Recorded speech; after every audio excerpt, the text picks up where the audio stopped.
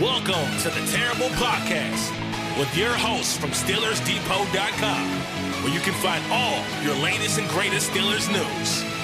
It's Dave Bryan and Alex Kozora, always lit, talking Steelers. And now, here's Dave and Alex.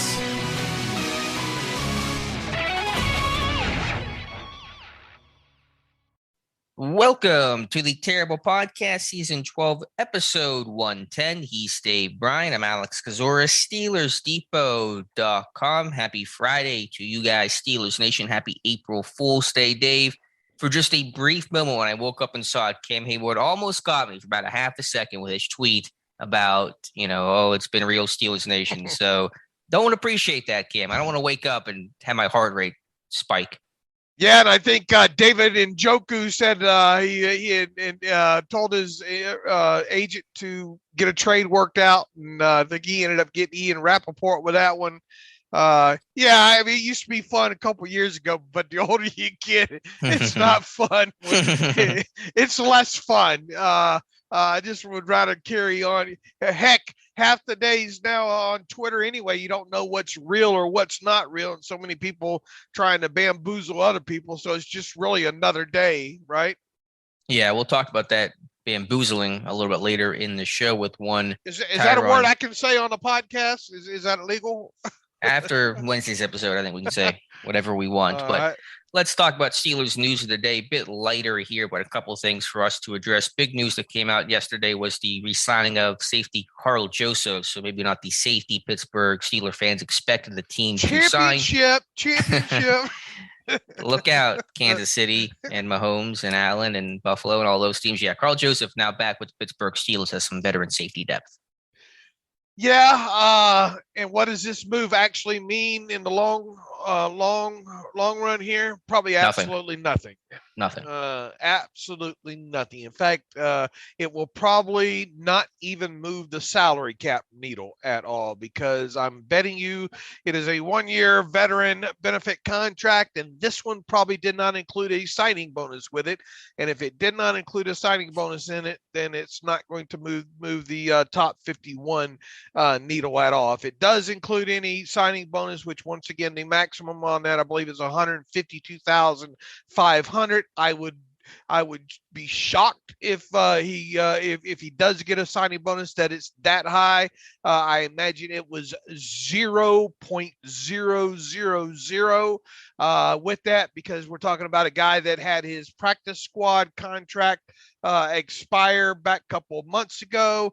He was probably one of I think 2 players that did not re-sign within those first couple of weeks there with the Steelers there. I think Rashad Coward was the other one. Coward signed with the Atlanta Falcons several weeks ago. So I bet, Kevin Colbert just leaves those take one veteran benefit contracts outside the door there. I'm pretty sure at the Steelers South Side facility there. And I guess Karl Joseph said, look, I better go ahead and get one of these and find me a place to have training camp at and all. So look, nothing against him, but once again, we're dealing with a player that found it hard to get on the 53-man roster, except for, really COVID type issues last year, and couldn't even catch Danny Smith's eye, for a must-have special teams type guy on top of it there. And Karl Joseph, even before landing with the Steelers last year, you kind of wondered how, does he have 1 foot out of the NFL at this time? And it certainly seemed like he did. So this might be his last chance, this time. The Steelers obviously needed some experienced, strong safety depth on this roster.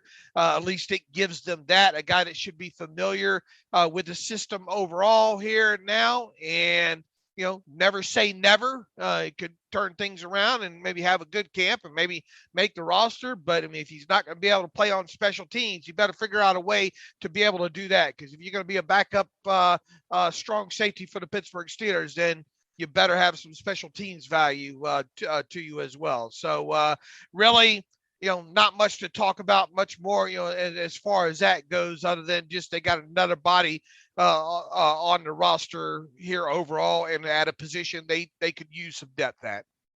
Joseph played more snaps on defense and special teams last year, and he did not play much on defense. So he really just was, reserve guy, practice squad guy, floated, as you said, for some of the COVID type stuff. I think 17 snaps defensively, 14 on special teams. So yeah, I've had a couple people ask, is he the starting safety? Does this take him out of the safety market? No, not at all. He is just, depth and depth only. And so that's going to be his role in Pittsburgh, and even behind Killebrew, who's going to be, on the roster as a core special teamer. So this is just, you said a veteran presence there, but it's not going to stop them from adding a safety the next couple of weeks. Yeah, I'm going to go out on a limb and say there's probably some issues if Karl Joseph ends up making a 53.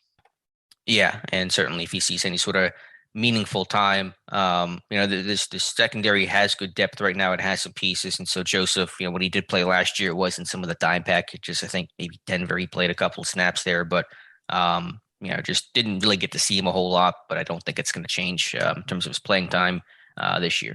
Right, absolutely. And once again, as you said, come draft, and look, even if you got a guy like Edmonds, resign or Tyrann Mathieu or something like that, that's all that can still be done. Let's talk about Tyron Matthew, because there's been rumors about him and a lot of Steeler fans trying to manifest Tyron Matthew, which has not been effective so far, by the way. Apparently not a good strategy. But we did get our first confirmation of Pittsburgh's, some level of interest in Matthew. Matthew on what podcast was he on? The Jordy Culotta show on Monday, and said that Mike Tomlin had called him, and Matthew just kind of made that reference whenever he talked about what the free agency process has been like for him. So we know there's been contact. We know there's been some level of interest. Has there been an offer? How serious is that interest? That stuff we do not know, but we can at least confirm via Matthew that Mike Tomlin has personally called him. Right, and those are some of the things that maybe you would expect to probably happen in this type situation. And it sounds to me like that phone conversation probably didn't last too terribly long overall. But the Steelers do have the cash and the cap room to be able to pull something like this off. But once again, they're not going to overpay for a guy like Tyrann Mathieu. And I have a lot of people keep telling me, oh, well, Tyrann Mathieu is going to get $13 or $14 million per season this year. Okay, well, if he does, it's not going to come from the Steelers. I can almost guarantee you that.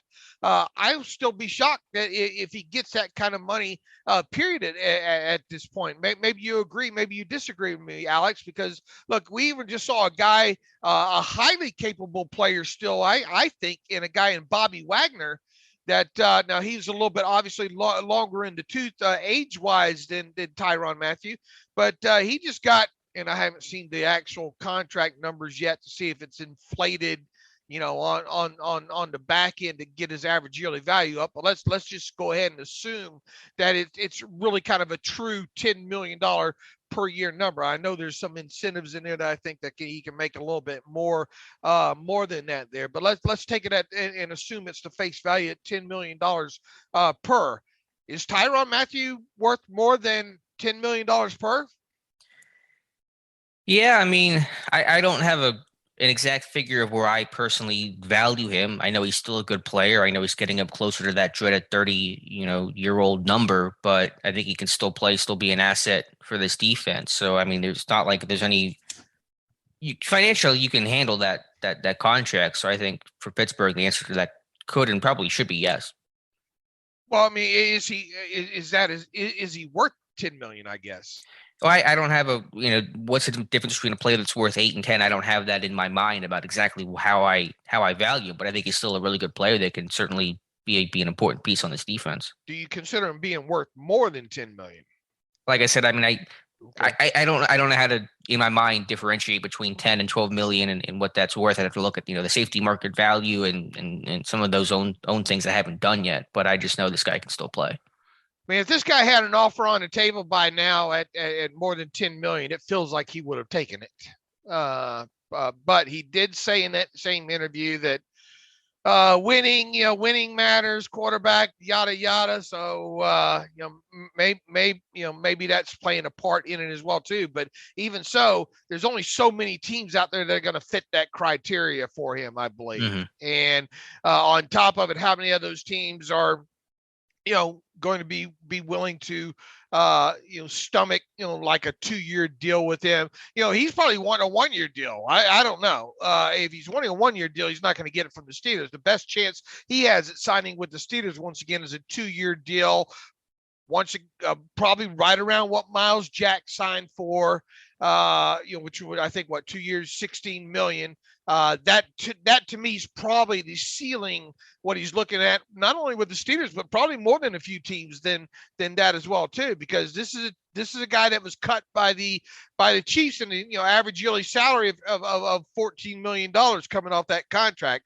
I would be shocked if he gets close to that $14 million per at this point here. So we've had Jerry Dulac go on record and say people were dreaming for this, dreaming it would happen, but didn't he sort of say kind of the same thing about Miles Jack as well? He literally said the same about Miles Jack. So and then I think it wasn't 24 hours later that Miles Jack had signed. I'm not saying it's going to happen with Tyrann Mathieu, but I'm definitely not going to say that it's not going to happen at this point, because the Steelers are still, fine as far as salary cap space goes, and even if they got up into the, and I would be surprised if it was this high for the Steelers, but let's say 2 years, $20 million.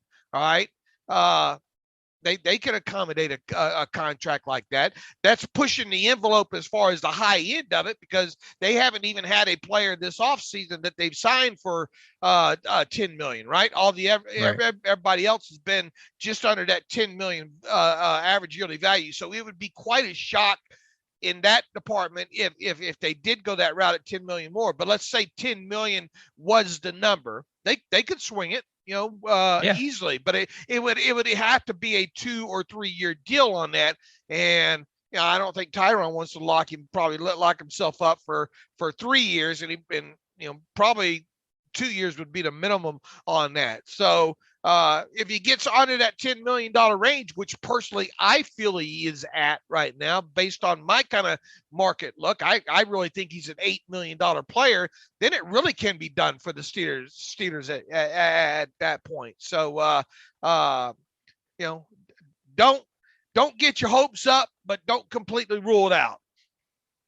I understand. And I'm with you. I think it is possible, but there's going to be some competition, and he's clearly taking his time. So, will it happen? I don't know. My guess would be no, but I'm not going to rule that out either. So we'll see what happens. And just by the way, while Matthew confirmed that Tomlin spoke with him, there was one of those fake Twitter accounts out there saying that Pittsburgh is all in on Matthew, and that is from a fake account. That is not true. That's not accurate information. So the only thing we can say, confidently right now is that the Steelers have reached out, and where it goes from there, nobody knows.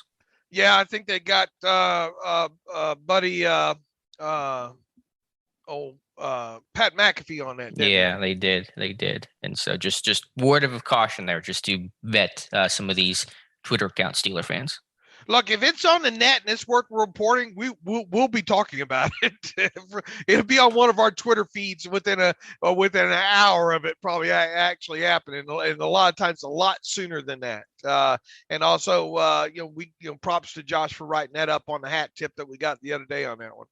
Yeah, for sure, and it was well received by Steeler fans. So, Dave, to come off the in-house stuff in the free agent market, to have an eye back towards the NFL draft, Kevin Colbert, one more stop he made this week, and it was at the Alabama Pro Day, as expected a couple of days ago. Also joining him was scout Mark Gorsak and DB's coach Grady Brown. So Brown, interesting name to tag along with Kevin Colbert at the Alabama Pro Day. Yeah, and work looking at a couple of those defensive backs, maybe. When it comes to this thing, right? Yeah, and there aren't any super high end, top prospects in that secondary for Alabama. Their top prospects sit elsewhere, but there are some, later round guys. Josh Jobe, which is probably more of a third, fourth round type, and some day 3 candidates there. So maybe that's what Pittsburgh's going to try to upgrade their cornerback room with a day 3 selection. All right. And I haven't watched, I've watched just like highlights on Josh Jobe, I think. Yeah, I haven't really taken a look at him either. We'll certainly have a report on him at some point, but I don't have a lot of actual information on his game itself. But I mean, notable of who they had there, and anytime you get a position coach and you're able to locate one of those, that's a big deal. Yeah, and so that's important. And is that going to be the last stop for Kevin Colbert? I'm not sure. You said the LSU pro day is coming up, but Colbert did say prior to this week he'd go to 4 more pro days, and he's been at 4. That was North Carolina, Duke, NC State, and Alabama. So he might be done, but still a very busy year on the trail for Kevin Colbert. It didn't Sam Howell say he's going to do something else, maybe for some of the coaches that were stuck at the owners meeting? Yeah, he's going to have a second workout. I don't know when that's going to be. I don't know how much information we'll actually get on it, but he's going to throw again at some point before the draft so coaches like Mike Tomlin, who could not make it out to the pro day because of the league meetings, can watch him throw in person. So that should happen at some point. All right. So that is the Kevin Colbert pro day update. Nothing. Western Kentucky. Woo! Yeah, they had Brandon Hunt at Western Kentucky yesterday, and I've gotten a lot of questions about Baylor and Tennessee and who was there. Really had a tough time trying to find out who. I know they had someone at Baylor, had somebody at Tennessee, but the who is the really important question. But yeah, Brandon Hunt at Western Kentucky for the Hilltoppers pro day yesterday, and the big name there is D'Angelo Malone, really interesting, long, lanky, productive pass rusher. Yeah, he made my mock draft, my first mock draft there. So I was excited to see Brandon Hunt make that one for sure. And obviously Bailey Zappi was there, and that wide receiver that caught like 150 balls. Stearns. I think Jared Stearns or something like that. So those are a couple of names. Was kind of wondering maybe if Kevin Colbert would make the run over there, but I didn't see him. Was there anybody else there, or was Hunt it? Hunt's the only one I've seen so far. Someone else could have been there, but Hunt's the only name that I've come across. Okay. And just some housekeeping. Pittsburgh was, and I don't know who it was because there's really not much information on it, but this is from Tony Pauline at Pro Football Network. UAB had a second pro day a couple of days ago, primarily for edge rusher Alex Wright, and Pittsburgh was there for that. Again, I don't know who was there, but the pro day was basically, I think, for Wright, and so that would show some level of interest in going there just to see him. Now, the only downside is, according to Pauline, Wright's workout was pretty poor. So did they go there and have a bad takeaway from his showing? But I think there's been some interest there in UAB pass rusher Alex Wright. Was he a combine invite? 6'7". Good Lord, he's long. Was he 6'7"? Yeah, this is the UAB kid we're talking about. At least that's what he's listed at on the college website. Was he a combine? I'm looking him up on the combine. I don't remember that name on the combine list. I don't remember either. Let's see. Edge. Yeah, he was. And he measured it at 6'5" and 1/8. Okay. 271. 34-inch back scratchers on him. And he didn't do anything at the combine. That's probably why I don't remember him at that aspect there. But 271 is a little bit bulky when it comes to Steelers outside linebacker types. Yeah, but Pittsburgh, has not been afraid to go with the bigger type, so it is a bit of a maybe less of a clean fit. But again, he's the one that he was injured doing the 225, I think, during the bench, because we have here 15 and then injured. So he did 15 on the bench and then tapped out, I guess. Okay, gotcha. Good information there. So I think that's probably why he had this second pro day, because I guess he wasn't healthy enough for the first one and then wanted to have this one for scouts. But apparently, according to Pauline, the showing was not impressive. Okay. So that is the information. I haven't watched any on him either. I don't know if you've watched any on him. No, I haven't. By the way, Brandon Hunt at Maryland, and that's for Nick Cross, kind of the big name there. So, that was in your mock draft, wasn't it? Yeah, Cross was in my latest mock draft, and so I think a solid day 2, sparky RAS score type of safety that Pittsburgh's usually attracted towards. True or false? They are drafting a strong safety this year. I'll say true. They'll draft a big safety. I will say true as well. And I forgot to update it on my pro day tracker. I apologize, but also spotted Danny Smith at the Wake Forest pro day the other day, which was a bit of a surprise. Now he's not from the area, but he's coached at Georgia Tech I guess Wake Forest isn't near Georgia. But anyway, Danny Smith there at the pro day, also Dan Rooney Jr. And so that is for the kicker, Nick Skiba, I think is how you say the last name. Really accurate kicker, one of the most accurate kickers in college football history. Obviously, Pittsburgh has Chris Boswell, but Danny Smith doing some homework on some kickers. Danny didn't look too happy. They must not allowed some gum chewing indoors or something. That kicker's look. They don't have an extra kicker, or do they? Is Sloman? They do Sloman. Yeah, on the Sloman, roster, but they might want to do something other than that. They probably got a pretty good idea of what Sloman is or isn't right now. I mean, I don't expect them to draft a kicker this year, but they could add one as an undrafted free agent, or at a minimum bring one in for the rookie camp, right? Yeah, and I don't think Skiba. I don't know where he's at in terms of the top kickers. I don't think he's like the top kicker or anything. But he's a fairly notable kicker with a solid college resume. So we'll see. Doing some homework, just a name to file away. Also, they have a DB. Jasir Taylor that had a kick return touchdown last year. But I know Mike Tomlin and his stance on defensive backs returning kicks and bunts is pretty strong. So just wanted to mention that as well. Okay. And from the pro day, let me look at my pro day tracker here. Anything else interesting? A lot of wasted hours on the Where's Waldo these last couple of days, huh? Yeah, it's been a little bit tougher trying to find some of these guys, unfortunately. But sometimes it's just the way it goes. And so pro days kind of winding down, have a couple more, I think, today. There's some big ones today. Oregon's today. Mark Bruner, I would expect to at least be at that. Maybe somebody else. There's a couple other ones I can't remember that I know are happening today as well. What kind of significance do you give it? Do you think what are the chances that you are missing several position coaches in this search? It's possible. I don't pretend this is a complete pro day list. That's the most complete one you're going to find of any team in football, but I'm sure it is missing some people. Generally, though, the positional coaches are easier to spot because they're a little more front and center in some of the workout stuff. But yeah, I mean, we've seen less this year, but I usually am able to scour those pretty well. And then other places like Pro Football Network actually does a really good job of like noting what positional coaches are at workouts. And I've yet to see them really list Pittsburgh too often. So it feels like it's less, but certainly I could be missing one or two guys. Any kind of takeaway from that? If indeed, especially like offensive line, Pat Meyer, you only spotted him like once, I think, right? Twice. Or twice. Minnesota, Texas A&M. Yeah. Does that mean that Pittsburgh probably won't take an offensive lineman super early in this draft? Yeah, that's certainly possible. Now I know that we've seen Colbert and probably Tomlin at more pro days than usual as well. So how do you balance all that out? So yeah. And Brandon Hunt more this time, a lot more of them obviously. And haven't seen Eddie, right? Right. But at some positions, you kind of make sense. Like, is Alfredo Roberts really going to hit the trail hard for a tight end that they're probably not going to take same with a running back and a late day 3 undrafted guy? Usually you're going to send Faulkner out there if you want to, have a top, first, second, third round pick at the position. So, not seeing some of those guys, I think makes some level of sense as well. Okay.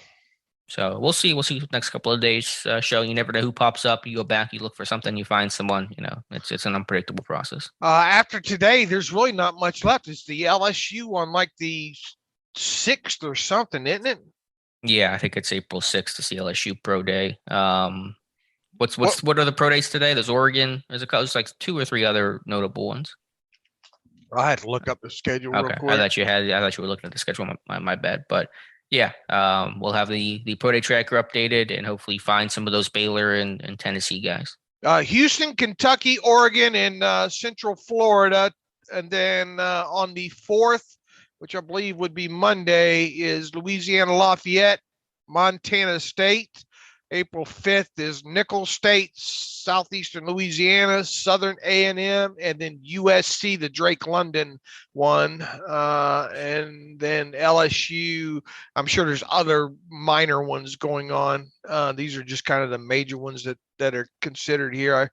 Montana State, I wouldn't necessarily consider that a major one. Nicholls State, Southeastern Louisiana Lafayette's they're getting a little bit better quality of product coming out of there nowadays. But today and then April 6th with LSU are really the biggest days I think that are left.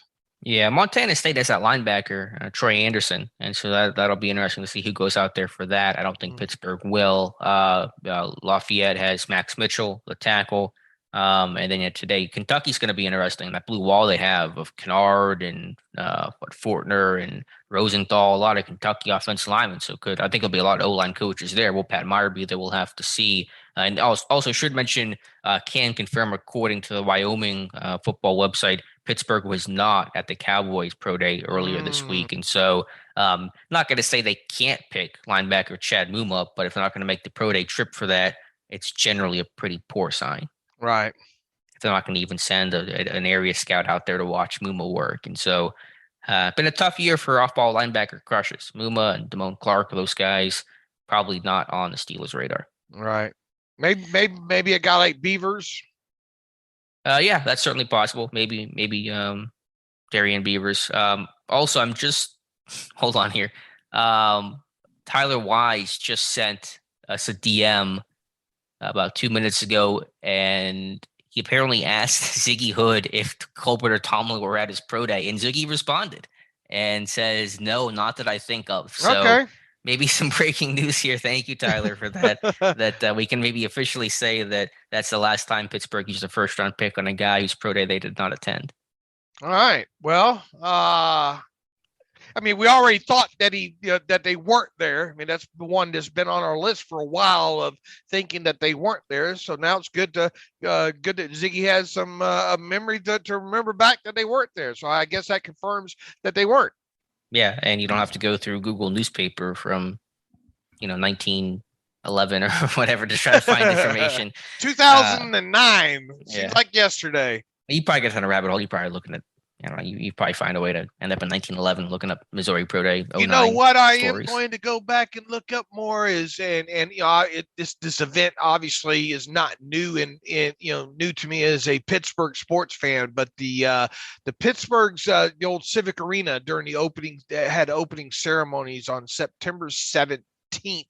1961, where they opened that thing up for because it had that sliding roof on it and all. And do you even remember that as a kid, or was that the Civic Arena? Yeah, was that gone before you were even born? I don't know the date of its last use, but I don't really remember the Civic. I remember the Igloo, but not the Civic Arena. Okay. Mellon Arena is kind of my memory of that. Well, I mean, it's all the same one, right? Is it? I'm Civic Arena. I believe it was formerly the Civic Auditorium, and then later Mellon Arena was located in downtown Pittsburgh, Pennsylvania. Let's see, when was it from? 76 to 2010, I think. Okay, I wouldn't have known it as a Civic Arena. I guess I knew the building, but I knew it as Mellon Arena. I guess it's my age on that. Okay, so do you even remember driving by and seeing it as a kid growing up, or what? I went to a game there when I was a kid at Mellon Arena, I think. So I've been there. Have some vague memories of it, but yeah. But that old sliding roof thing, I wonder if there's any video out there of that thing other than wasn't it in the movie? The Van Damme movie, Sudden Death? Yeah, I don't have the knowledge to answer that. But I just wonder if anybody has footage of that kind of that opening day. That's the rabbit hole that I'm historical rabbit hole I'm going down. All right. Well, I hope when you get older, you'll understand all this stuff, because I hated history growing up, but now I can't get enough of historical significant events, and especially sports related stuff like that. So that's the newspaper hole I'm climbing down lately. Well, I hope you find what you're looking for there, Dave.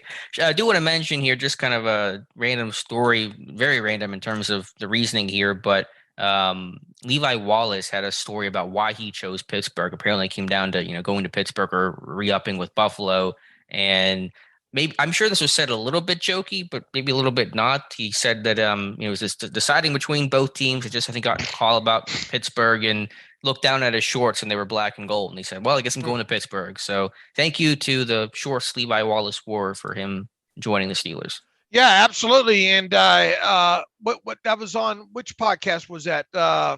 I will look it up here just in 1 second. Pull up the article. That's our buddies over there in Arizona with Justin Spears. Yes, Spears is Allie's, I believe, radio broadcast partner over there, and I think you were on their show just not too long ago as well too. I just did a spot with them a couple of weeks ago, and I think several weeks before that you were on with Allie. That was during the season I was on. You were on recently, though. I'm pretty sure. Right. Yeah. So kudos to them, and he's Levi Wallace is from the Arizona, area and all like that as well too. So he's a real cerebral type guy in interviews. He to listen to him talk, Levi comes off very, very intelligent guy and very cerebral. So should be a good addition in that room for sure. Yeah, definitely. Really smart, down to earth kind of guy. And so funny story there for sure. I was watching some of the Bills reactions to that story because they saw this article on Steelers Depot on Bills Reddit and they were kind of a little bummed about the way that thing went down. So happy that Wallace made the choice to come to Pittsburgh based on the shorts he was wearing. There you go. Everybody needs a sign. Yeah. And speaking of signs, Pat Frymuth was on the Adam Brenneman podcast, which I think Kenny Pickett was on recently, and talked about how this time a year ago, Frymuth thought he was going to Jacksonville right before the draft. The Jaguars tight ends coach, Tyler Bowden, said that you're our guy. We're taking you at pick number 45. They ultimately did not. They took offensive tackle Walker Little instead. And so Frymuth thought he was going to Jacksonville, ends up in Pittsburgh, and is pretty happy about that. Okay. And because obviously he would have gotten to Jacksonville, he would have been part of that mess. And that tight ends coach is now gone. He's now the OC at Virginia Tech. So I think Frymuth fell into a very good situation. I would say so for sure. Yeah. Let's see. Let's talk about an article you wrote about yesterday, Dave. Win total over under win totals came out for the 2022 season.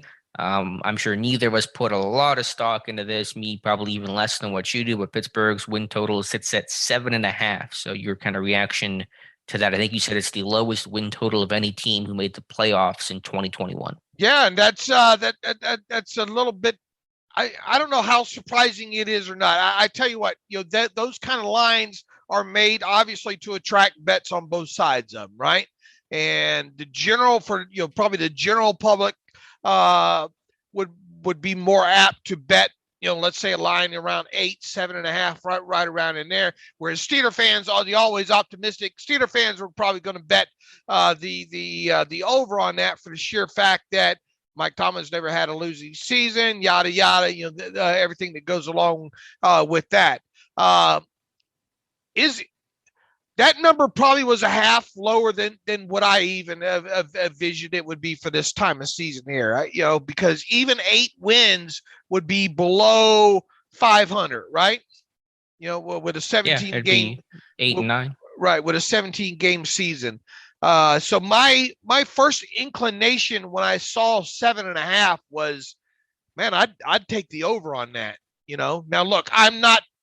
From where I sit right now, and you're probably with me to some degree, I'm not overly bullish on the 2022 Steelers right now. And as I said on a terrible take yesterday, this team's got, we've said it how many times now, to maximize what Mitch Trubisky can be for this team's going to have to run the football. And one would think that this team will have a better running game than they've had the last 2 seasons. But until we see it, and how much better will it be? Those are big questions that are yet to be answered. This team has obviously addressed, offensive line and done so.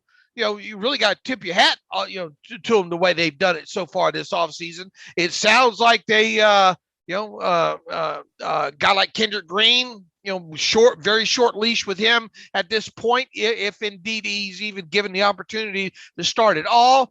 But who's going to play, what's the wide receiver room going to look like this thing? And I think you would agree at this point, probably more questions about the offensive side of football right now than there are on the defensive side. And we still don't know what's going to happen with Stephon Tuitt. Like it or not, that's a key question that still needs to be answered on the defensive side of football. And what's going to happen at a strong safety position as well, too. That's another key question that needs to be answered at this point. So all that being said, my initial takeaway is to be over 7.5 as an over-under win total number. But if that thing got around 8.5, I might be seeking some counsel. Yeah, I don't know where I sit. I generally loathe these win total stuff where not even before the draft. And so I kind of let the offseason, finish out before I start thinking about really where I think the Steelers team stacks up. But obviously they're in a tough AFC North. And so I understand, the win total being what it is, given the talent and I'm sure higher projections the Browns, the Ravens, and the Bengals have right now. Okay. So and they are last in the division, and they are, I think there's only like 4 or 5 teams with a lower win total over under number than the Steelers at this point. So, kind of areas that you don't normally see the Steelers in, for sure. Yeah, it's an unusual spot to be, but they're an unusual spot in their history right now without a quarterback and, new GM coming in at some point here after the draft. And so it's just it's a lot of newness for this team in general. So I think it's appropriate. Okay. Dave, you want to talk about Sam Howell? North Carolina Pro Day was earlier this week on Monday. As we mentioned, Howell will throw a second time at a later date to be determined. I know obviously we spent a lot of time about Malik Willis and the highs of him, and I don't think anyone in this class touches the highs of Willis, but Howell to me makes some impressive throws, some impressive downfield throws, and a guy that I've been legitimately wowed by a couple times watching his tape. Yeah, I spent a little bit of time last night going back through some tape on Sam Howell, and to just make sure I had my thoughts back, because it had been a while since I watched some of him and all. One of my biggest takeaways from him is that the arm strength, for sure. And this is a guy that can, especially outside the numbers, man, he can push the football down the field. That is for sure. And really all quadrants of it. And I think there's one throw in particular that I posted on my Twitter feed last night of him, one of those far hash throws to outside the numbers, I think more than 20 yards down the field the other way, that was pretty much on the rope. So I guess my biggest takeaway, my 2 biggest takeaways when it comes to Sam Howell is arm strength, or 3 of them. Arm strength, can make all the throws, and accuracy. I think going back through, I went back through some of the numbers on sports info solutions and all, looking at accuracy and on target throws and those kind of things there. And that's the thing that stuck out overall. And the other real notable thing, I think we've said it a few times, I think Jonathan's even brought up, and several of the guys, I think, when we've had them on and talking about the quarterback class early on in this thing, is the 2020 tape is from a passing standpoint, really marginally better than his 2021 tape overall. Now, digging deeper into some of his stats and things that he did, mobility, I think he had like only one or two less 20-yard runs than Malik Willis had. It was either last season or the last 2 seasons. I forget specifically there. So he is mobile. Now, he is not the athlete that Malik is, but he can find a way to escape the pocket and avoid some pressures that way.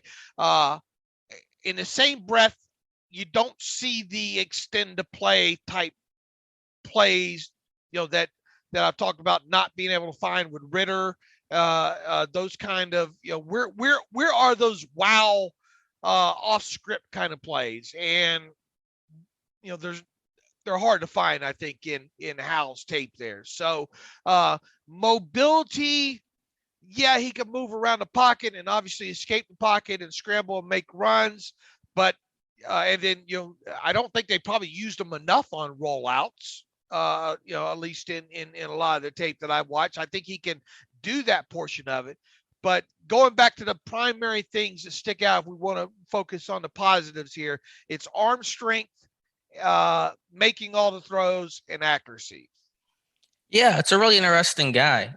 You're right. I didn't see those like off script throws because the problem he had last year is whenever he started running, he ran. He just took off. He didn't even look to try to throw. I mean, he was kind of if I'm when they start scrambling, I'm going to just start running and pass the line of scrimmage. But his supporting cast was not nearly as strong in 2020. He had Diami Brown and Daz Newsome, of course, the running backs, Javonte Williams, and who was the other running back there? Michael Carter. And so, his supporting cast, his offensive line last year was a mess. He was under a lot of pressure. Another reason why he probably just took off and ran last year. He's a really tough dude. Like, he's not dynamic and to kind of make you look silly the way that Willis can be. He'll just try to run you over, and he can't run some of these guys over. And so there's kind of a fearless mentality that has its downsides, of course, to injury and taking more shots than you probably would like your quarterback to take, but you kind of appreciate that mentality in which he plays with. He's got the arm. I think he's a smart guy. I think he's a full field read kind of guy. His placement downfield to me is really good. His velocity overall is strong. He's got a short-term memory. His ball security for somebody that runs as much as he does is also impressive. And so a lot of things watching Sam Howell impressed me. And once again, a lot of quarterbacks can throw the football 50 yards or plus. It's just how does that ball come off? What's the trajectory on it?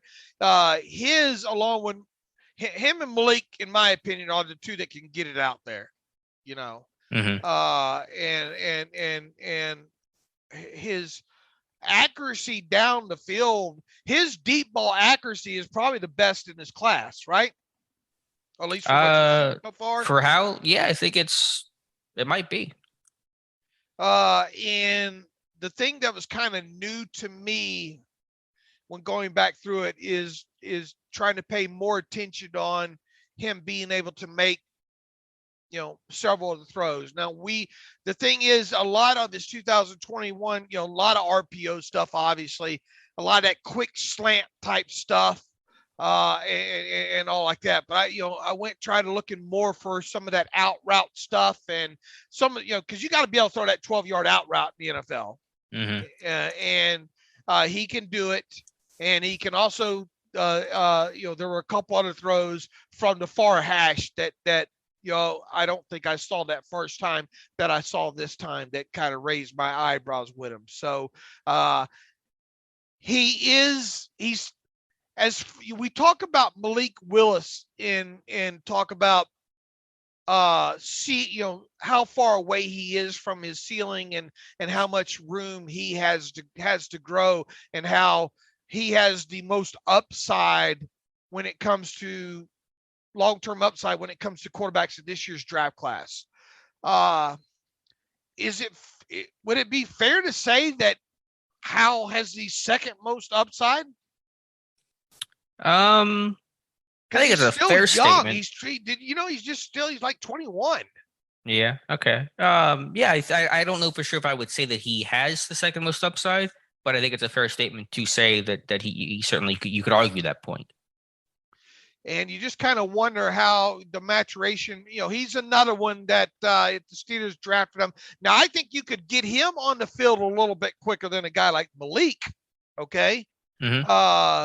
And I went back last night too, and I watched the Steve Mariucci sit down board session with him. Those are always entertaining. Yeah, those are great. And it seems like he gets it from the X's and O's standpoint. And that was only one, they only diagrammed one play and those kind of things. But to hear him talking that and hear him talking that in a few other interviews, I think he gets it from a football IQ standpoint.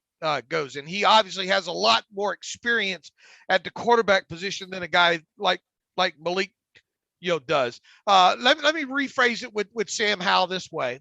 I think there's less.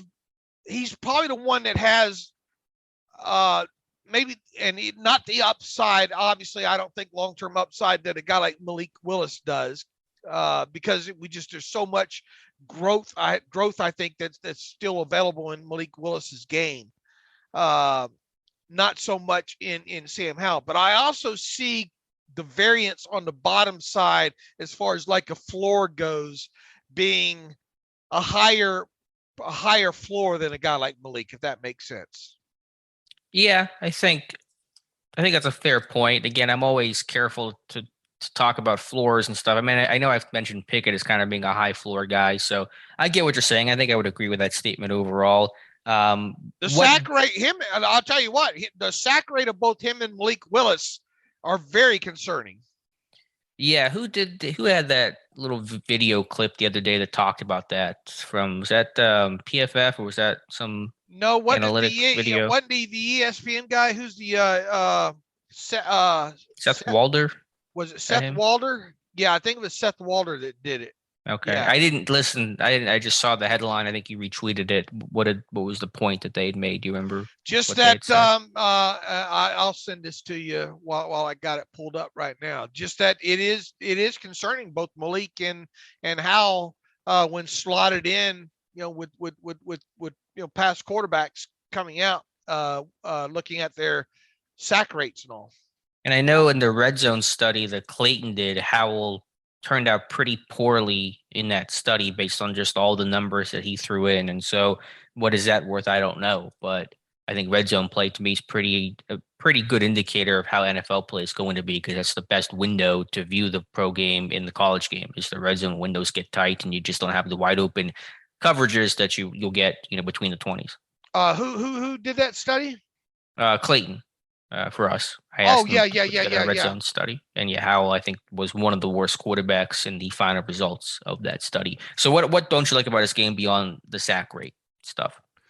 Really, he'll bail that pocket in a hurry for starters.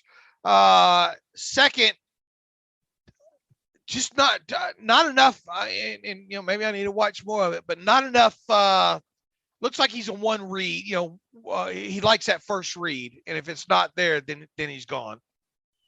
Yeah, I think he decided to run a lot last year because I felt like he was the only guy making plays, so he just wanted to kind of do on his own. I think he can have the full field reads, but whenever he kind of feels pressure, feels like he needs to start moving, then he just decides to take off, and you saw that a lot in 2021.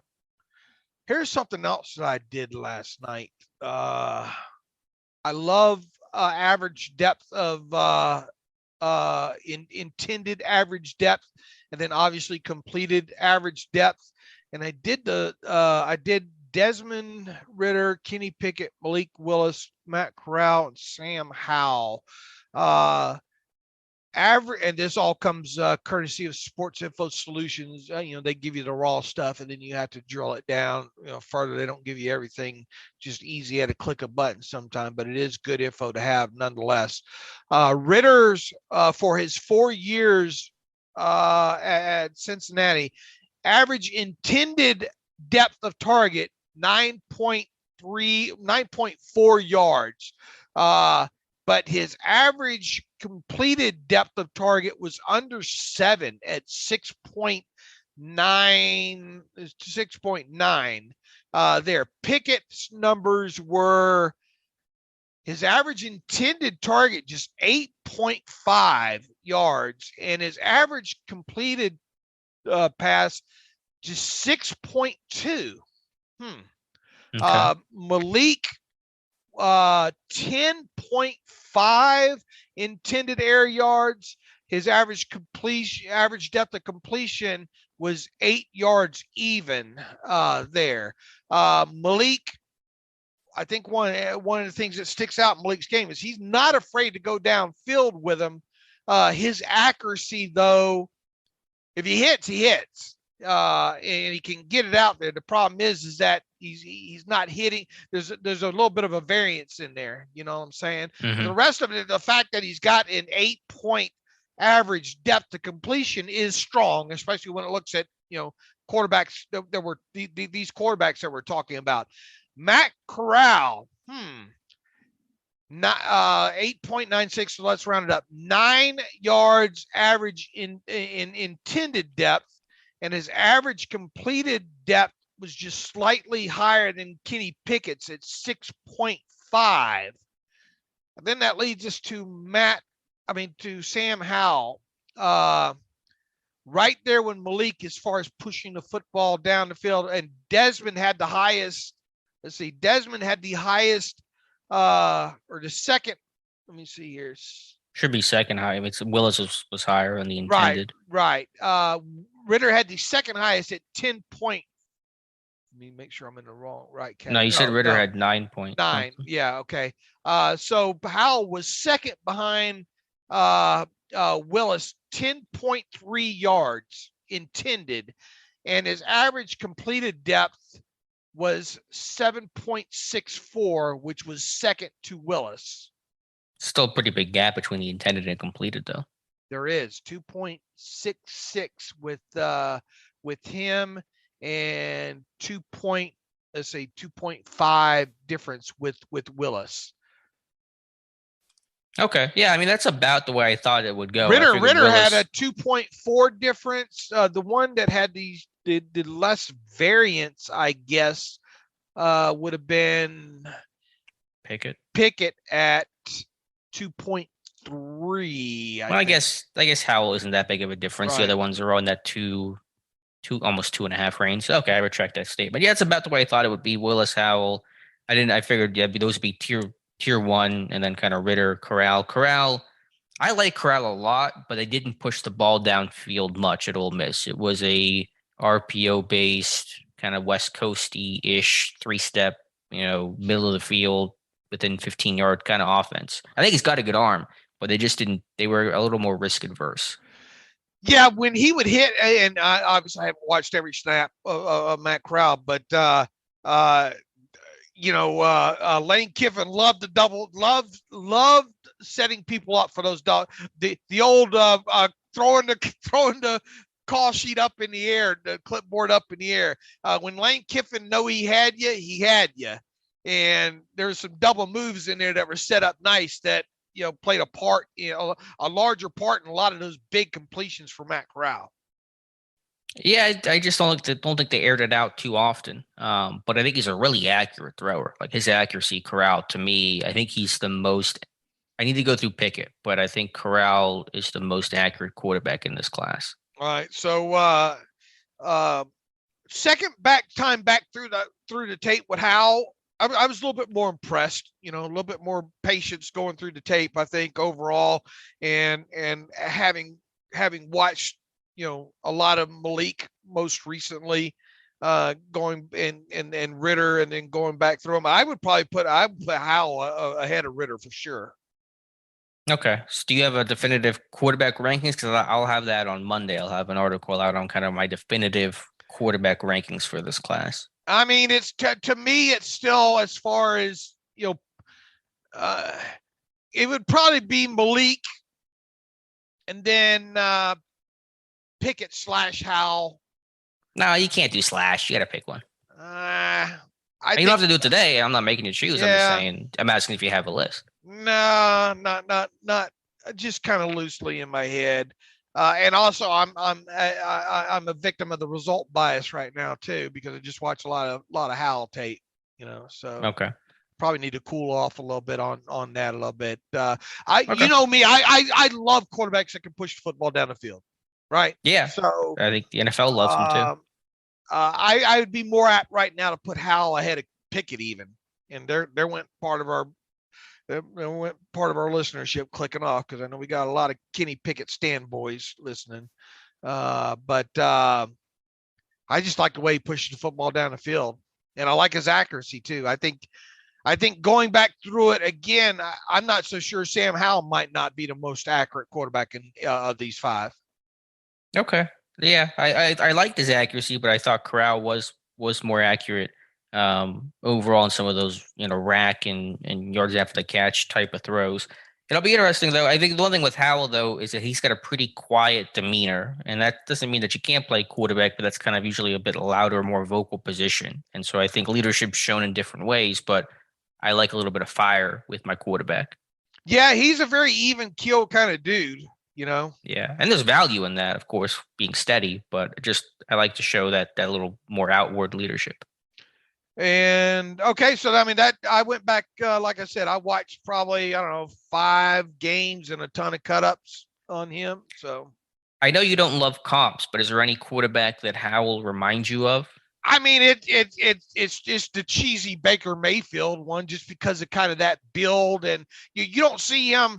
I'd like to see him roll out a lot more. Use him more on that half roll. I mean, I think he really could be effective on that if they had done that more. But it's that obviously cheesy Baker comparison rolling around. Which now you have Steeler fans clicking out for sure right now when you mention that. Yeah, I get that because of the kind of the short, stocky-ish in their body and the arm strength. I think the demeanor is a lot different, but people didn't like Baker because he's got the cocky, arrogant attitude, and Howell does not have that at all. And a less fiery, but and not as accomplished Drew Brees. I don't know.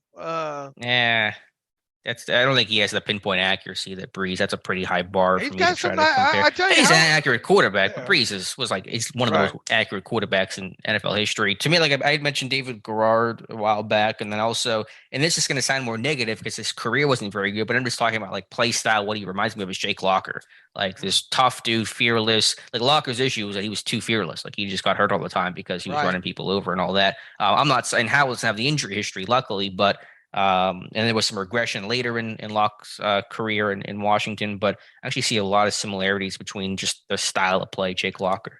Let me tell you, Sam Howell's looking for a separated shoulder. Yeah, I mean, he will have to learn to slide. Like Matt Corral knows how to slide. He loves to slide. He gets the first sense of pressure. He goes down, he slides. Howell will have to, you can appreciate his style, but it's not sustainable in the NFL because those linebackers are going to make him feel it. Right, and he's also doesn't have that extra kind of link. He's not that Cam Newton kind of build either. He's short and stockier. I mean, look, he can take a wallop, and he took quite a bit of them at North Carolina. In fact, his yards after contact are probably huge because I mean he's got a lot.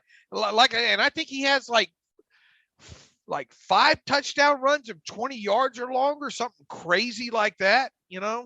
But you can't do that in the NFL. Now you can obviously run for a first down. And look, even what was one of the big things early about Wentz coming into the league? The guy had to learn real in a hurry that you got to get your butt out of bounds and not get that extra yard and take that hit along the sideline. I think Howell's going to be in that same category of, dude, you got to fight. You got to live to play another down here, and these guys in the NFL, they're faster and they hit harder.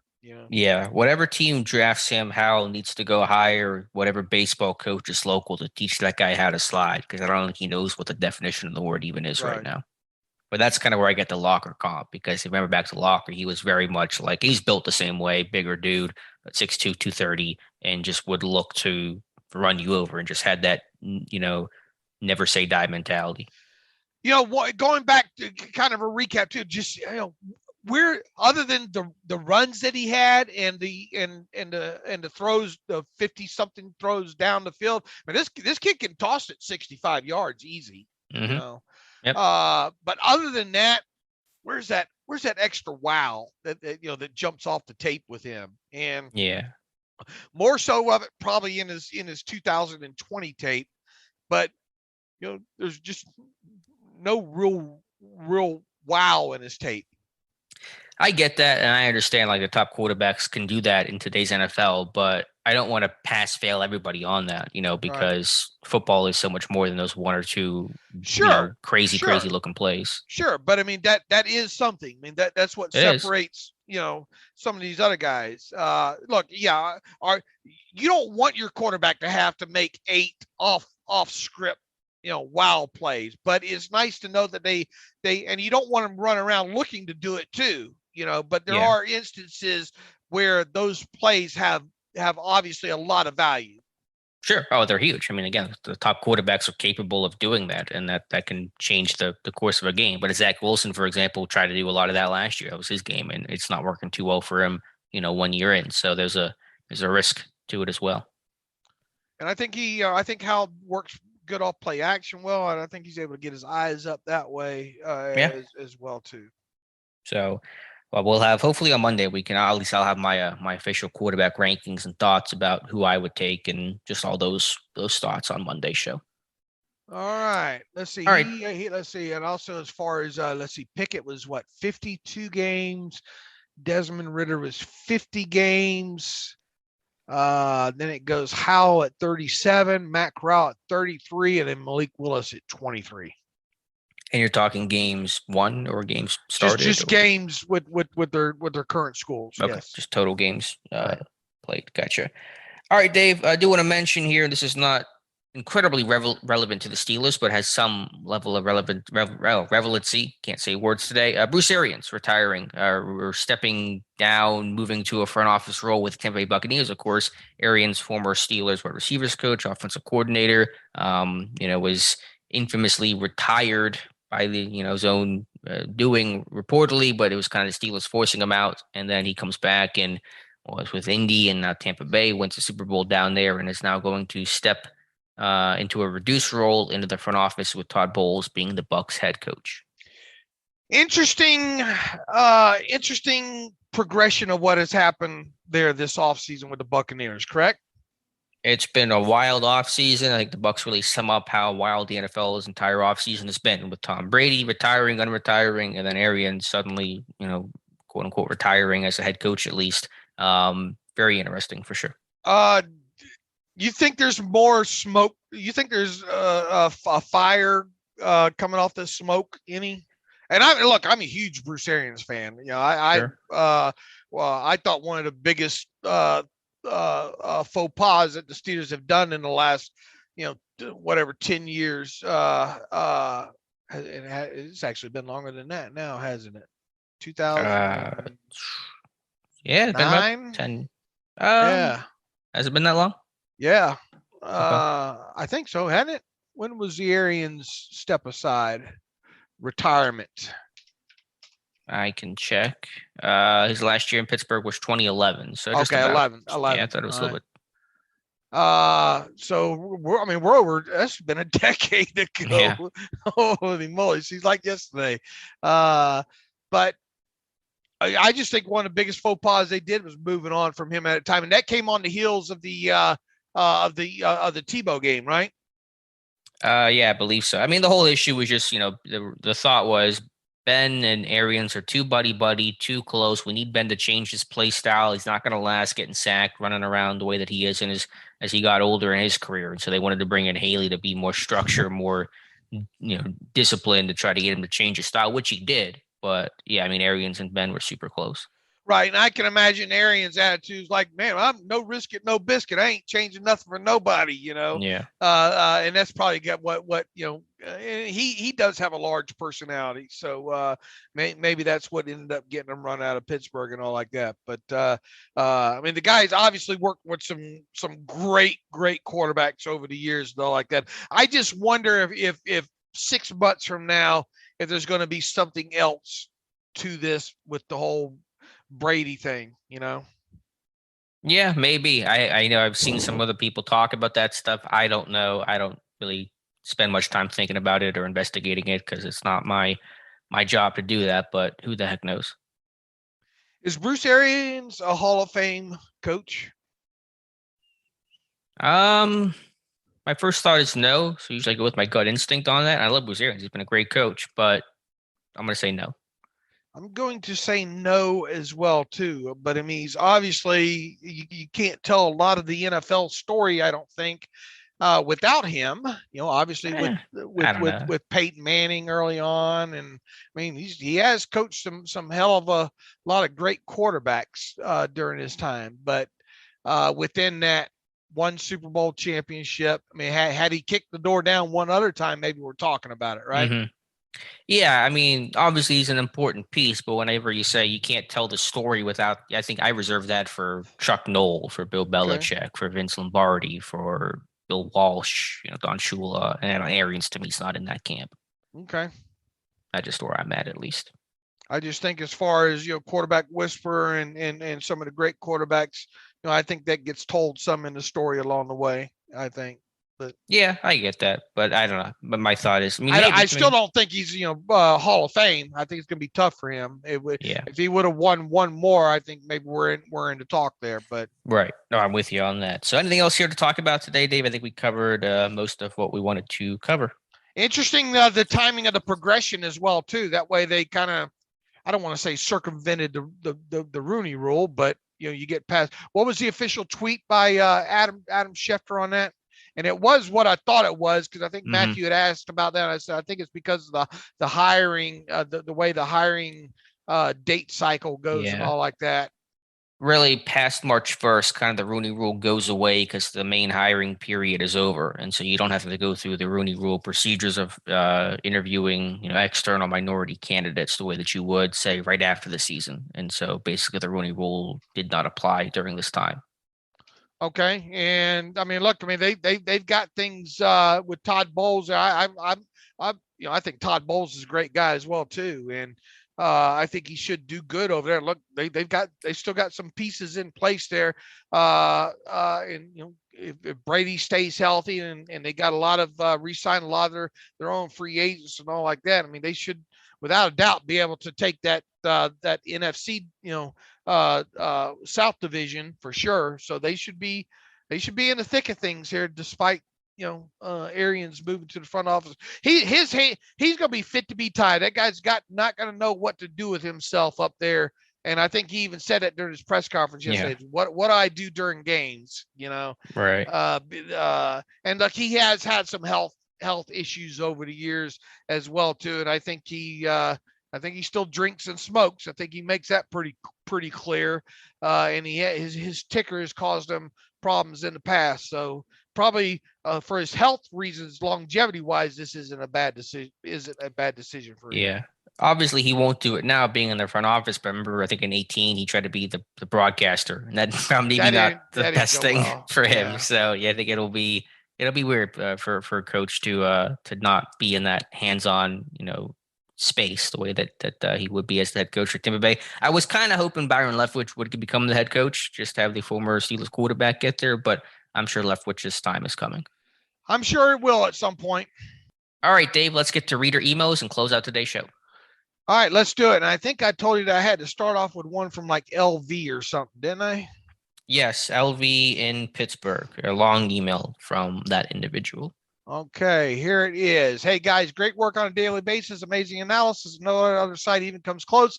Several points and questions. Sorry for the long email. I haven't written in a while. I'm very disappointed the Steelers didn't try harder to keep Juju even with incentives. Our history of wide receivers, talent-wise, is great. That attitude, but attitude-wise has been shaky. Juju has been nothing but great and loves the city. If the worst thing that he does is dance on social media, then sign me up. Look at the track records of other players in the NFL. I don't get the hate from fans, he says. Now we don't have a slot receiver, and he was so reliable, tough, and a great teammate. This is almost as bad as not being able to sign Hilton and Nelson when we knew they could have if they wanted to. Do you agree? All right, this is the first part here. I think you got your fanboy hat on a little too tight there. There is market values, and then there is the way the Steelers do business as well too. Now, could you make the argument that the Steelers could have broke precedent when going to incentives and all like that to keep Juju? I mean, could they have worked harder at that? I mean, the obvious answer to that question is yes, but that's not what they do. And they did we know we have now heard from Juju, and we've heard from Mike Tomlin as well too. Without a doubt, this team tried to keep Juju. It just wasn't a deal that Juju wanted. And other than overpaying him on a 2-year deal at, I don't know, 5, 6, 7, and what, that was the only way he was going to stay. And even that probably wasn't going to be good enough because Juju wanted the ability to at least earn $10 million in this season, which the Chiefs gave him the ability to do that. So unless the Steelers were going to give him the ability to earn $10 million, whether it be through base salary plus signing bonus or whatever, and plus he probably didn't want to lock himself up for multiple years. So you got to look at the other side of this too, as far as what the player wanted, and that's why the two sides didn't come to an agreement there. So I think the Steelers made an effort here. It wasn't a deal that Juju wanted. Yeah, I mean, the way that he seemed to talk about it is that Pittsburgh offered a multi-year deal, but for a lower average yearly value than what Juju wanted. So he didn't want to lock himself into a reduced rate for the next 2 to 3 seasons. He wanted to take the 1-year deal with incentives and bet on himself and assume he's going to have a good season and hit a lot of those incentives and make some money this year and then really cash in 2023 whenever he's rebuilt his value and when the salary cap, I think, really balloons up with some of the new TV deals and things like that.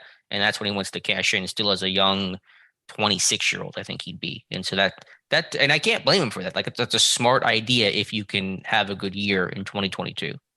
Right. Jalen Armour-Davis is the other Alabama cornerback we forgot to mention. Okay. Yeah, there's a couple. There's a safety, I think Daniel Wright. I couldn't remember all the names here. But yeah, there's a couple of Bama DBs to check out. He goes on to write, additionally, while I'm happy with the signing so far, I feel like with the cap we had, we could have done better. None of our positions overall are elite. As a team, we have players that are all right and can lead us to maybe a first-round playoff game. We have nobody other than TJ, maybe Minka and Cam, that can really change the game, he writes. 1, O-line is below average with below average and unproven players, not a single Pro Bowler. Number 2, quarterback below average. Number 3, tight end average. Number 4, running back average. Number 5, cornerback below average. Lots of unknown players who were not good enough before. Number 6, safety above average only due to Minka. Number 7, defensive line potential to be great, but older players and nobody knows what happens with Tuitt. Number 8, inside linebacker below average. And number 9, outside linebacker below average, or no, above average. He has, obviously. I don't have the answers. It sounds like LV wanted more splash in free agency. I think they're as splashy as they've ever been. Again, in terms of evaluating the roster, I wait until after the draft to really even think about the roster as a collective group because, what they do, it could certainly significantly change our view of things, positive or negative. So I don't think about those things here in beginning of April. He says, I don't have the answers, but you see the Chargers, for example, trade for Khalil Mack and then sign J.C. Jackson. Well, if you're holding out for the Steelers to make those kind of moves, you're going to be waiting a long time, brother. For them to do what they did this past year in free agency was kind of monumental, to be honest with you, right? Yeah, unprecedented for sure. That's pretty aggressive. So they're not going to do those things, and I don't think that's solely the way that you have to win. I mean, certainly you can do those aggressive things and win, but it's not the requirement. I think Pittsburgh's proven that over the years. So he says, sorry for the vent and thank you for the great work. All right, I promised I was going to get to that one today, and I did. Let me get to the rest that we got on in here. Brian Tellini writes in, maybe an oddball question, but if the Steelers were to draft Sam Howell, that would give them 2 quarterbacks from North Carolina on the roster. Can you ever remember a team with multiple quarterbacks from the same school on a roster? Maybe a good trivia question. He says, I can't think of any. Also, any tape time given to Baylor's safety, Jalen Petre. You've studied Jalen a little bit, haven't you? Yeah, he's probably like my biggest draft crush in terms of that great athlete, physical, big hitter, high energy kind of dude, versatile, play that star position, got good coaching at Baylor from Dave Aranda. So like one of my one of my guys is Jalen Petrie. I got to talk to him at the Senior Bowl. A good guy, explains and articulates his role really well of what he did with the Bears. In terms of the quarterback one, I don't know. I'm sure it's happened before. I'm sure it's not the first time ever, but I couldn't give you an example off the top of my head. Yeah, none's coming off the top of my head. Seth Bergstein writes in, "Hey, David Alex. Firstly, just finishing up the Wednesday podcast. Alex, glad to see you're low key on the Corral train. I think he's being slept on due to injury and not being eligible for the Senior Bowl, but he absolutely has traits as well. Question about Claypool. What do you think they could get for him if they traded him? I think this receiver room needs to be totally revamped outside of Deontay." He says Claypool doesn't play to his physical traits and can't stay on his feet. He says, "I'd be fine with picking up an extra pick in a deep wide receiver classroom and just choosing his replacement with that pick. Think the team would consider it," he asked. I brought it up, Seth, just hypothetically, if the Steelers were to move up in the first round, could maybe a potential trading away a guy like Claypool be, part of it outside of something like that happening, of it being some sort of package move up? I mean, yeah, what could you get for Claypool at this point? A fourth, third? Could you get a thinking third for him right now? A third would be the most, I would think. Yeah, I mean, if some team really loves him, but generally you don't want to trade your players when their value is coming at their lowest point right now. So I think Pittsburgh will see it through with Claypool and hope for a much better third year. Yeah, once again, Seth, the only reason I brought that up was just part of a hypothetical. If you some sort of move up, could you do something along those lines? Outside of that, I from where I sit now, I would be surprised if the Steelers dealt him.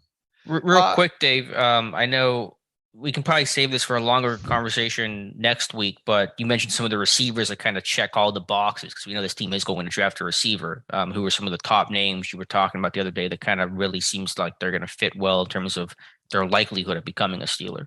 Yeah, and this is just loosely off of a deeper analytics type dive. More than anything, and what spurred it on was some Twitter account named No Flags Film or whatnot did after catch production of 2022 NFL draft wide receivers, and they did a good job on this overall. And I'm imagining they used the SIS numbers on this. They left Danny Gray off the list somehow, and Danny Gray would have ranked right near the top of this. But the Steelers are huge on. I think if you look historically, on the sparkiness and all like that. But I think if you look historically, the Steelers like the yards after the catch guys, the yards after contact guys, and the guys the missed or broken tackle type guys there. So I think when you put all that in the blender there, and you do kind of a deeper dive on some of those guys, you're able to, and you look at the Alex Kozora things that the Steelers look for list along those lines. I don't think it's hard to come up with kind of a short list here. And here's some that I whittled it down to: Treylon Burks, Danny Gray, Jamison Williams, Velus Jones Jr., and Eric Usugnama, the kid that we just talked about the other day out of where'd he go to school at? Yeah, we were just talking about that. NC State? Texas Tech, right? Is it Texas Tech? Okay. Or maybe that was a different one that I'm talking about here. No, I think this is a different name than what we talked about the other day. But regardless, those are the guys that really kind of rank high on several of those things being, and depth of target, those kind of things there. And look, Danny Gray and Treylon Burks, I think, are two names that Steelers fans really might have want to pay attention to at the top of this list. And Danny Gray obviously had wide receivers coach at his pro day recently at the SMU pro day. So there's a lot more significance in that as well too. And look, I do think that guys and these guys had, nice catch totals overall. Danny Gray, obviously you have to add his JUCO stuff to that, I think. But guys like the Georgia wide receiver Pickens,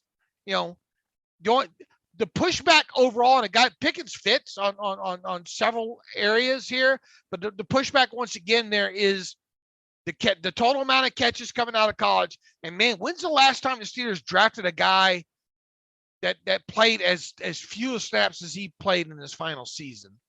Yeah. Now the plus to that is they got to see him on the backside of that injury, right?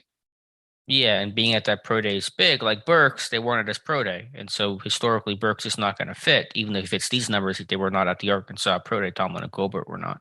I'm not talking about first round. Yeah, but Burks is going to be he's not going to make it to the second round. He's not going to make it to 52. All right. Because that's a first round, potentially first receiver off the board. That's the understanding that, that a lot of people have on that. Right, yeah. So, I mean, he fits on that, but the odds of him actually being there at 52 are pretty low. All right. I'm just talking about guys that fit, though. Yeah, right. No, I understand that. I think Gray's really interesting because you want that infusion of speed, and this guy's a 4.3 burner. I think that's a and him being at the workout for Gray is huge to me. And obviously, the small school kids, it's tougher to come up with their stats. But Tyler Wise brought up Isaiah Weston out of Northern Iowa. And on the surface, I think he checks all those boxes. Boy, that kid's RAS score, holy cow, 9.99. I mean, I don't know. And he was one, I think he had an average depth of target of, let's see, he had, where is it here? Depth of catch, 16.13 yards down the football field. Wow.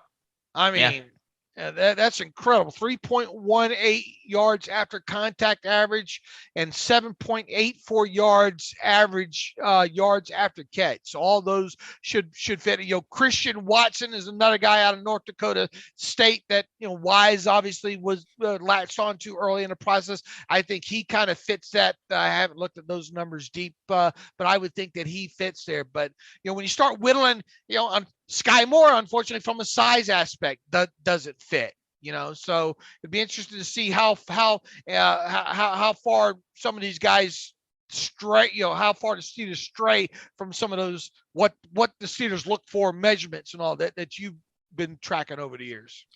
Yeah, and one guy who doesn't have the number of catch requirement, but the article I did this morning on him is Kevin Austin from Notre Dame. Height, weight, speed, like true Z-type of receiver guy, but there are off-the-field concerns that probably take him out of consideration for the Steelers. But interesting guy. His one-year production was really productive and a good blocker and like a good play demeanor overall. But you want someone who can stack and win vertically. Kevin Austin, playing at a big school. I mean, that's your guy. And another one, obviously, I've talked about forever, but that certainly doesn't meet the height and weight category. Tompkins out of Utah State. There is no way you could prevent me from spending a 4th round pick on that kid. I mean, zero. Somebody's going to draft Tompkins in like the 4th round, and I hope I'm not having a lot of I told you so's on that. Yeah, he's a sleeper for sure. And if he pans out, everyone should look to Dave Bryan for calling that one. But I mean, look, he is small, and nobody has bias like I do when it comes to height and weight of some of these wide receivers. But man, you turn on that tape and you can't help but be impressed. A guy like Dotson, I think Jahan Dotson is often linked to the Steelers.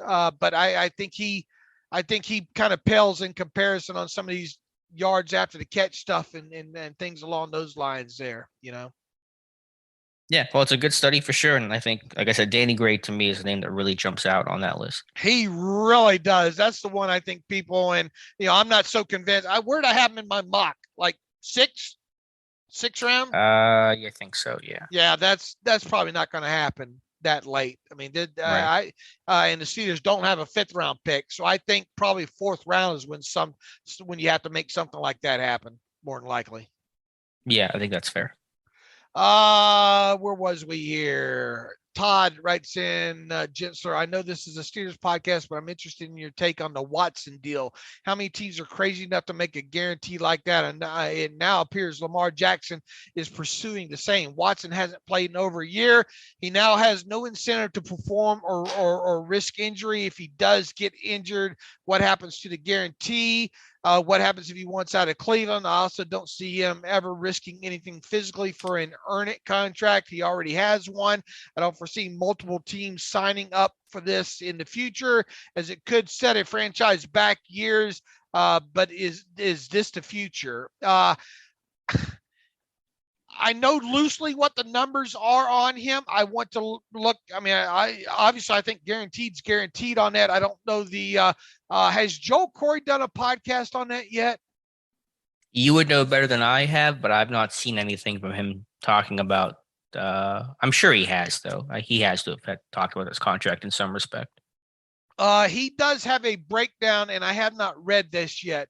Joe Corey on CBS Sports breaking down 20 notable multi-year contracts handed out, and Deshaun Watson's in that. Let's see if Joel breaks down.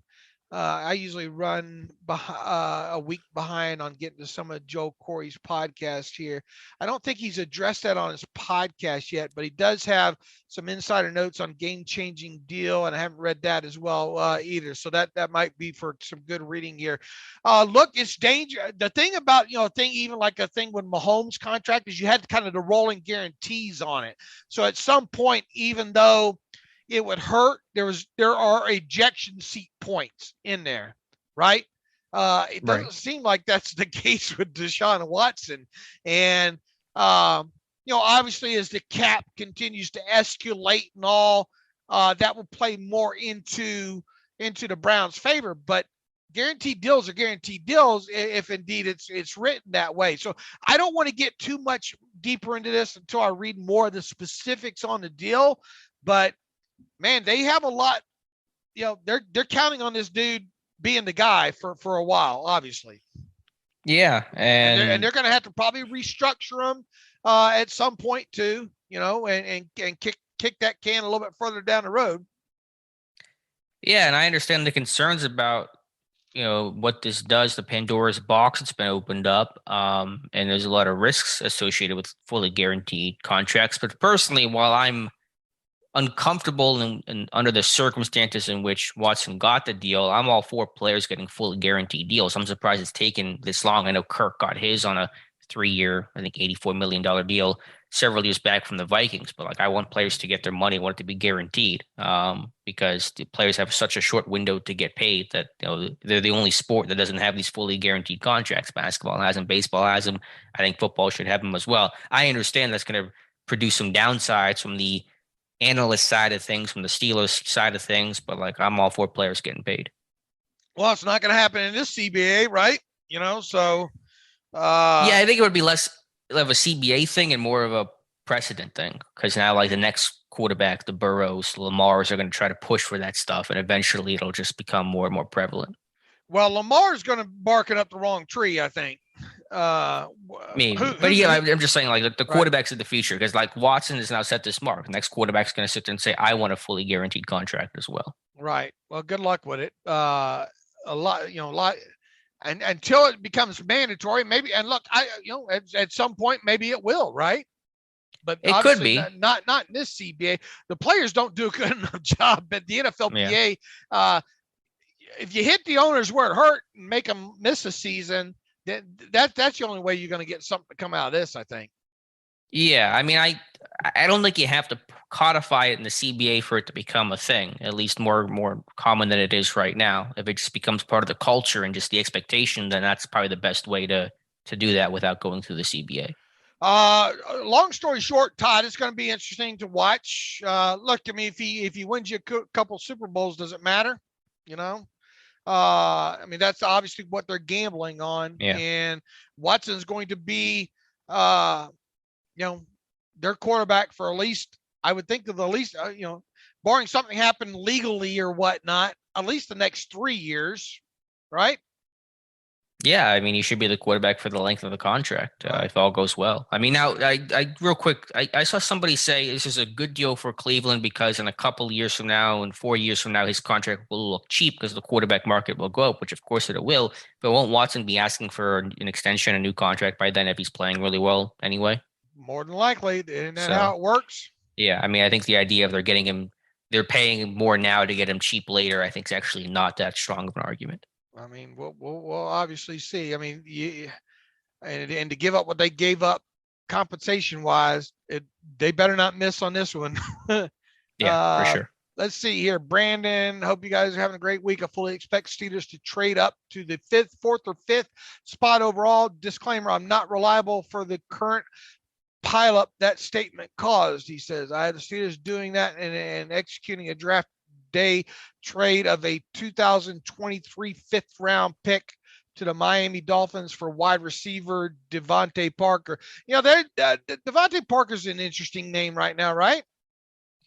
Yeah, they're kind of in that log jam with Waddle and Hill and now Parker. They released Allen Hurns with that failed physical. I know Parker's kind of been trade rumors have surrounded him for a couple of years now, but they've never gotten a deal done. So I'm not sure what's going to happen there with him. The Steelers obviously will want to hold on to their draft capital for this year if they were to make a deal. And he is 29 now, and he is signed through only 2023. He does have a number that you could, I guess, kind of deal with this season. He's got a base salary of $5.65 million, per game roster bonus of $500,000, a workout bonus of $100,000. They would obviously the Dolphins would obviously eat the proration of 2.7 on that, so it's looking around like a $6 million cap number on him if the Steelers were to acquire him. And then obviously if it didn't work out, you could turn around and cut him. But what are you going to? It would have to be a fifth or sixth kind of next year, what you're giving up to get that guy, right? That's the only way it kind of works out for the Steelers, I think. Yeah, probably. I just haven't heard much on Parker trying to be moved right now. I think you have your top three of Waddle, Hill, and Parker. I think Mike McDaniel's going to want to keep those pieces for Tua. I would agree. And once again, the only way, I mean, the Steelers could obviously make it work from a cap standpoint, but for a 29-year-old player, I'm willing to bet that they don't go that route. Yeah, I'm with you. They'd be more apt to sign a guy like Jarvis Landry off the street to a 2 or 3 year deal where they could keep the cap number down, and then work that way if they were to go that way, I would think. Let's see here. I think that's all he says. In the 6th round, he says, I had the Steelers selecting Danny Gray. Parker would occupy the slot. Gray could cut his teeth and return and on a return unit and replace Parker in 2023, he says. Let's see. Kyle Ray, 2023 quarterback class. I realize this may be an impossible question to answer, especially when you're reading tea leaves for what the Steelers are thinking, but does the 2023 quarterback draft class play a part in what the Steelers do in this year's draft? For instance, if there's a quarterback or 2 or 3 in next year's class that they've evaluated as potential franchise type quarterbacks, do they sit at 20 this year?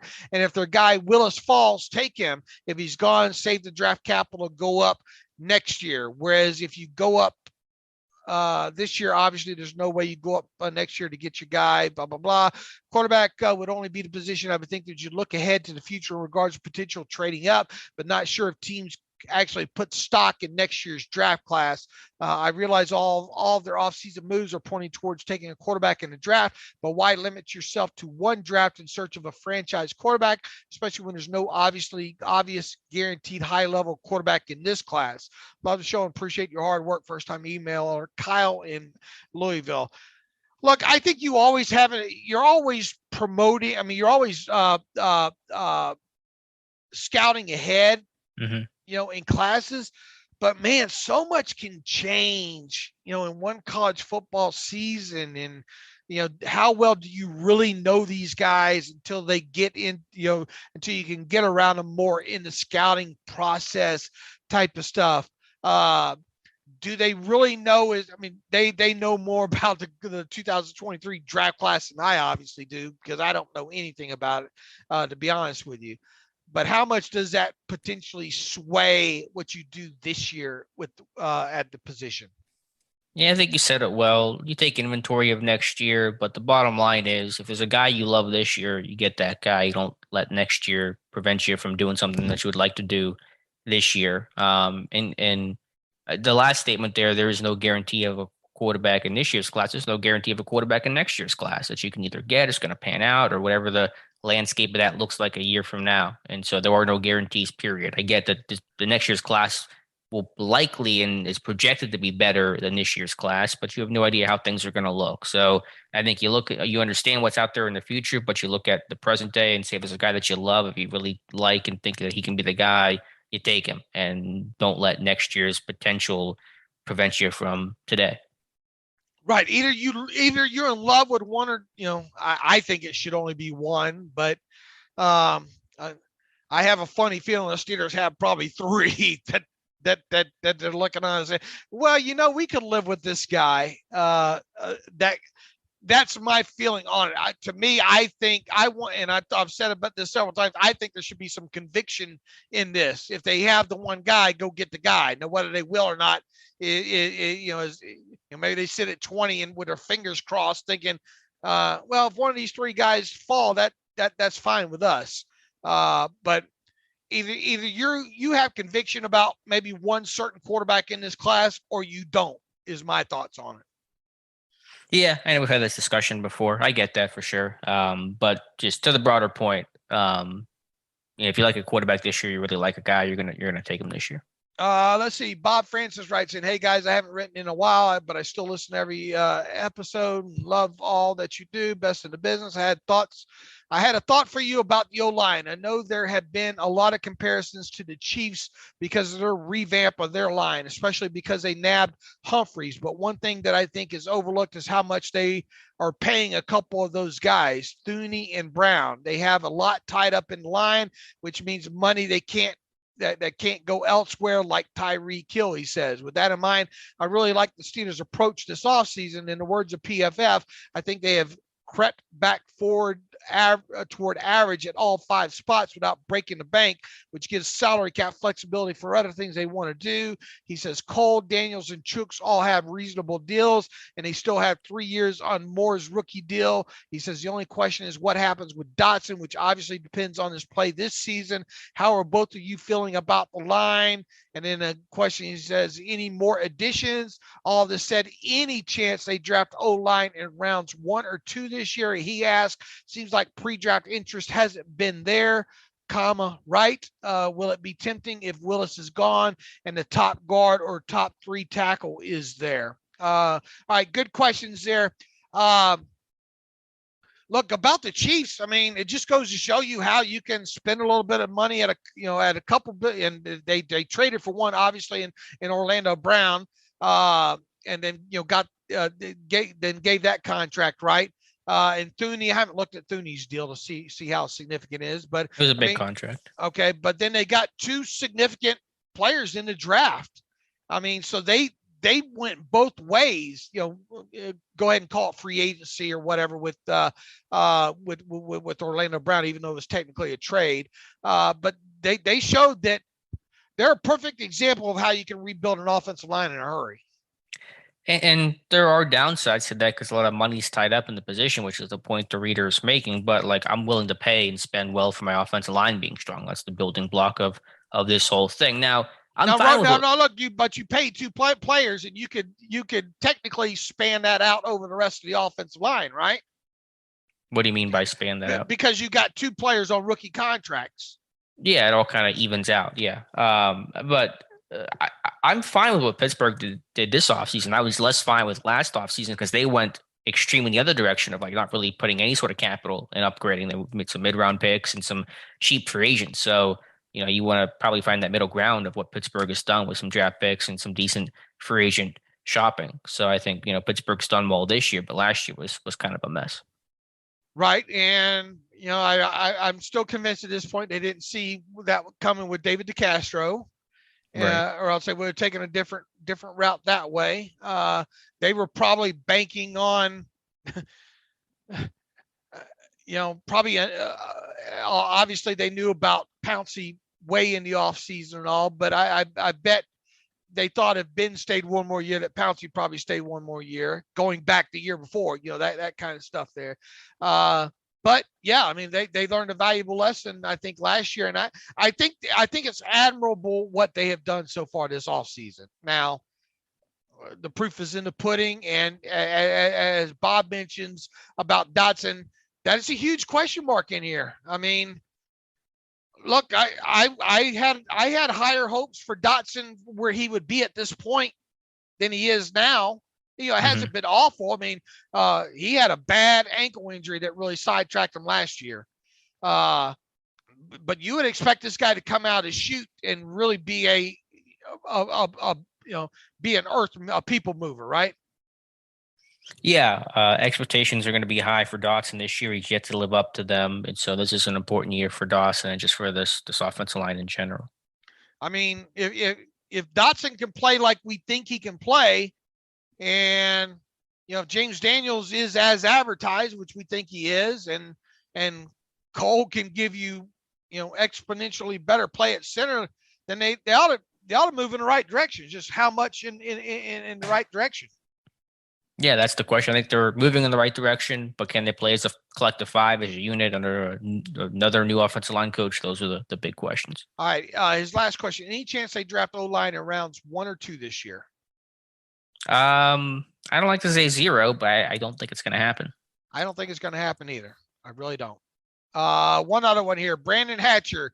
Blues Clues with Jared Bernhardt. I think you highlighted this maybe the other day, or Alex. I did. Hey, fellas, thought I would send you this link of one of my favorite lacrosse players who enter in the draft named Jared Bernhardt. Ever heard of him? Probably not. He's one of the most exciting and athletic lacrosse players in recent history who played for Maryland. He won college lacrosse's version of the Heisman Trophy in 2020. In 2021, he played quarterback for Ferris State and won D2 national championship. Brandon goes on to say, just had his pro day, blah, blah, blah. Thoughts on Jared Bernhardt, Alex? Yeah, I mentioned him in the tweet I had the other day whenever I saw that Colbert was at that pro day. Interesting story, very cool career arc. You don't see the lacrosse to quarterback to, I think he's now working out as a receiver in the NFL for the NFL. You don't see that arc too often or ever. So I don't know much about his game, and obviously it's a lot of projection, and I'm not even sure how old this guy is. It feels like he's an older prospect, but kind of cool. I'll be following wherever he ends up. Andreas writes in, once again, thank you for a fantastic site, podcast, and Twitter accounts. You guys have talked a lot about Malik Willis possibly being the Steelers pick in the draft this year, but what happens if he is drafted high enough? If he is drafted high enough so the Steelers don't get a shot at him? What do you think the fallback plan is for Colbert if that happens? I don't know. Andreas obviously in Copenhagen, Denmark, other side of the world there. Yeah, I don't know. They're very well could. All it takes is one team, is how the quote goes, right? And if one team likes Malik at, I don't know, and the Steelers, it's too I don't know what the too expensive is for the Steelers, and I don't know what spot, it's impossible to kind of answer some of these things. And I mean, I guess we're going to find out, if Malik Willis goes in those top 10. Yeah, the answer is I'm with Dave. I don't know. I think a quarterback's still going to be high, but the question of who that guy is, I'm not sure of. I've been leaning Sam Howell in terms of what I think they would do, but I haven't been able to decide that with any sort of confidence who that backup plan is going to be. I mean, it feels like regardless of the Steelers are dead set on drafting one of these guys. That's the way it feels. It doesn't feel like there's just one guy, does it? No, it doesn't. I feel like Willis is still their top guy. But is it some of this the due diligence on the position in general? I mean, if you wanted to draft Willis, you want to get a feel for what else is out there and just to maybe make yourself more confident in your evaluation of Willis. So the homework though has been certainly very heavy on quarterback. Right. So I mean, I don't know what will happen if if they don't trade up for Willis and Willis comes off the board, yada yada. I mean that's obviously not nobody can answer that at this point here, but it sure feels like they are destined to, even if Willis comes off the board, to draft a quarterback.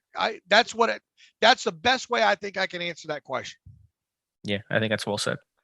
Okay. Anything else, Alex? I think we got through most of them here. Yep, I think that wraps it up. So we'll come back Monday to talk about my quarterback rankings, and we'll talk about that a little bit more about who I think they could take and who they should take and all those things on Monday. All right. Sounds good. Let's see. In the meantime, what's your terrible take about today? It's kind of what I referenced earlier about my PSA for Steeler fans, who I love you all very much, but you got to stop following for the fake Twitter accounts out there. Oh. It's just I think Steeler fans, and maybe because I'm in the Steelers bubble, but I think Steeler fans more than any other community falls for the fake tweets that I've seen. I mean, it's been Deshaun Watson, Tyron Matthew, and Pittsburgh fans will, if you have a pretend tweet out there, Steeler fans will find it and they will start tweeting at me, is this real? And it is not real. So I walk you through how to evaluate some of these Twitter accounts. And they try to manifest so much stuff too, don't they, Steelers fans? They do, which, I mean, if you want to do that, go for it. I'm not going to judge you for it. I don't really understand it, but is positive thinking that strong? Look, nobody knows more about the positive of the power of positive. Say that real fast. Power of positive thinking than I do. After all I've been through in my life, but there's some things I don't think that you can just wish into existence. Yeah, hasn't been working, but you want to do that, that's fine. But don't tweet at me with NFL reporter bunch of numbers to tell me that they're signing, Tyron Matthew to a 6-year contract, because that's not true. All right, and be careful. Today is April Fool's, as we started off this show as. So I'm the only fool in here, and I will take you to Monday here. So in the meantime, you can follow me on Twitter at Steelers Depot. Follow Alex on Twitter at Alex_Kozora. Follow the show at Terrible Podcast. Email the show, theterriblepodcast@gmail.com. If you like what we do and want to donate to the cause, go to SteelersDepot.com, hit the donate button, upper right navigational bar. Also, if you like an ad-free version of the site, go to SteelersDepot.com, hit the ad-free button, upper right navigational bar, and go that way at it. So until Monday, as always, thanks for listening to the Terrible Podcast with Dave and Alex.